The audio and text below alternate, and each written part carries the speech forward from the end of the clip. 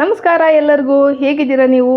ನಾನು ಚೆನ್ನಾಗಿದ್ದೀನಿ, ನೀವು ಕೂಡ ಚೆನ್ನಾಗಿರಬೇಕು. ನಿಮ್ಮ ಜೊತೆ ನಾನು ಇರಬೇಕು ಅಂತ ಇಷ್ಟಪಡ್ತೀನಿ.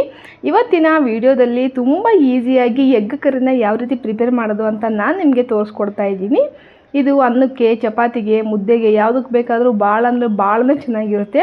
ನಮ್ಮ ಮನೆಯಲ್ಲಿ ಯಾವಾಗ ಮಾಡೋದು ಕೂಡ ಫುಲ್ ಬ್ಲಾಕ್ ಬಸ್ಟರ್ ಆಗಿರುತ್ತೆ, ಅಷ್ಟು ಚೆನ್ನಾಗಿರುತ್ತೆ ಇದು. ಯಾರಾದರೂ ಸಡನ್ನಾಗಿ ಗೆಸ್ಟ್ ಬರ್ತಾ ಇದ್ದಾರೆ ಅಂದ ತಕ್ಷಣ, ಅಥವಾ ಅಡುಗೆ ಮಾಡೋದಕ್ಕೆ ತರಕಾರಿ ಇಲ್ಲ ಅಂದ ತಕ್ಷಣ, ರೊಟೀನಾಗಿ ಎಗ್ ಫ್ರೈ ಅದು ಇದು ಮಾಡೋದಕ್ಕಿಂತ ಒಂದು ಸಾರಿ ನಾನು ಮಾಡೋ ಥರ ನೀವು ಒಂದು ಸಾರಿ ಟ್ರೈ ಮಾಡಿ ನೋಡಿ. ಬಹಳನೇ ಚೆನ್ನಾಗಿರುತ್ತೆ. ಬನ್ನಿ ಹಾಗಾದರೆ ಹೇಗೆ ಪ್ರಿಪೇರ್ ಮಾಡೋದು ಅಂತ ನೋಡೋಣ. ನಾನಿಲ್ಲಿ ಮೊದಲಿಗೆ ಸ್ಟವ್ ಹಚ್ಚಿ ನನಗೆ ಎಗ್ ಎಷ್ಟು ಬೇಕೋ ಅಷ್ಟನ್ನು ಬೇಯಿಸೋದಕ್ಕೆ ಇಡ್ತಾಯಿದ್ದೀನಿ. ನಾನಿಲ್ಲಿ 6 ಎಗ್ ತಗೊಂಡಿದ್ದೀನಿ. ನಿಮಗೆ ಎಷ್ಟು ಬೇಕೋ ಅಷ್ಟು ತಗೊಳ್ರಿ. ಒಂದು 10ರಿಂದ 15 ನಿಮಿಷ ಬೇಯಿಸ್ಕೊಂಡ್ರೆ ಸಾಕಾಗುತ್ತೆ.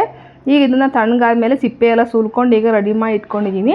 ಈಗ ಒಂದು ಪಾತ್ರೆ ಇಟ್ಬಿಟ್ಟು ಸ್ವಲ್ಪ ಅದಕ್ಕೆ ಎಣ್ಣೆ ಹಾಕಿ, ಖಾರ, ಅರಿಶಿನ, ಸ್ವಲ್ಪ ಉಪ್ಪು ಮಿಕ್ಸ್ ಮಾಡಿ ಈಗ ಇದಕ್ಕೆ ಹಾಕಿ ಎಣ್ಣೆಗೆಲ್ಲ ಫ್ರೈ ಮಾಡ್ಕೊಳ್ಬೇಕು. ನಾವು ಸುಲಿದು ಇಟ್ಕೊಂಡಿರೋ ಎಗ್ ಹಾಕಿ ಈ ರೀತಿ ಎಣ್ಣೆಯಲ್ಲಿ ಒಂದು ಸಾರಿ ಚೆನ್ನಾಗಿ ಬಾಡಿಸೋದ್ರಿಂದ ಏನಾಗುತ್ತೆ ಅಂತಂದರೆ, ನಾವು ಎಗ್ ಫ್ರೈ ತಿನ್ನಬೇಕಾದ್ರೆ ರುಚಿ ಚೆನ್ನಾಗಿರುತ್ತೆ, ಸಪ್ಪೆ ಅನಿಸಲ್ಲ ಎಗ್. ಅದಕ್ಕೋಸ್ಕರ ಎಣ್ಣೆಯಲ್ಲಿ ಚೆನ್ನಾಗಿ ಹುರಿದಿಟ್ಕೊಳ್ಬೇಕು.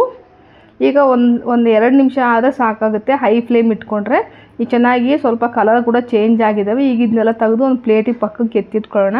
ಈಗ ಇದೇ ಪಾತ್ರೆಗೆ ಸ್ವಲ್ಪ ಮಸಾಲೆ ದಿನಸು, ಚಕ್ಕೆ, ಲವಂಗ, ಏಲಕ್ಕಿ ಇದನ್ನು ಹಾಕಿದ್ದಾದಮೇಲೆ ನಾನಿಲ್ಲಿ 3 ದೊಡ್ಡ ಮೀಡಿಯಮ್ ಸೈಜ್ ಈರುಳ್ಳಿ ತಗೊಂಡಿದ್ದೀನಿ.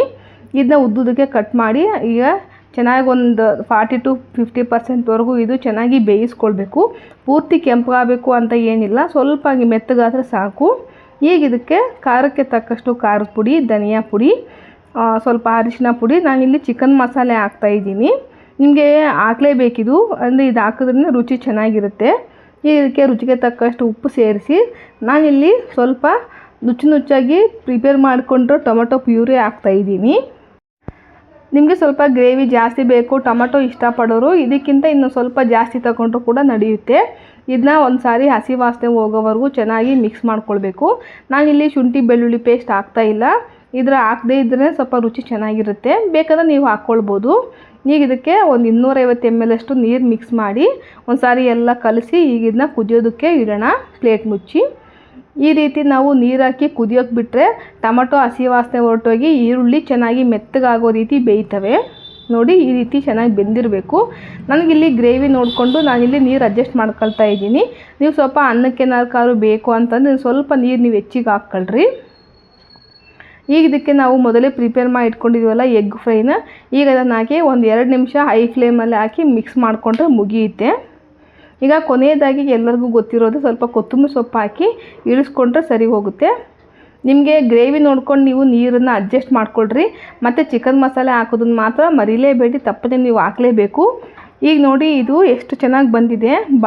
ಬಹಳನೇ ರುಚಿಯಾಗಿರುತ್ತೆ. ಯಾವಾಗಲೂ ನೀವು ಮಾಡೋದಕ್ಕಿಂತ ಒಂದ್ಸರಿ ನಾನು ಮಾಡೋ ರೀತಿಯಲ್ಲಿ ಒಂದ್ಸರಿ ಟ್ರೈ ಮಾಡಿ ನೋಡಿ, ಭಾಳ ಚೆನ್ನಾಗಿರುತ್ತೆ. ಇಷ್ಟ ಆದರೆ ಲೈಕ್ ಮಾಡಿರಿ, ಎಲ್ಲರಿಗೂ ಶೇರ್ ಮಾಡಿ, ನಮ್ಮ ಚಾನಲ್ನ ಸಬ್ಸ್ಕ್ರೈಬ್ ಮಾಡ್ಕೊಂಡು ಸಪೋರ್ಟ್ ಮಾಡೋದು ಮಾತ್ರ ಮರಿಬೇಡಿ. Thanks for watching.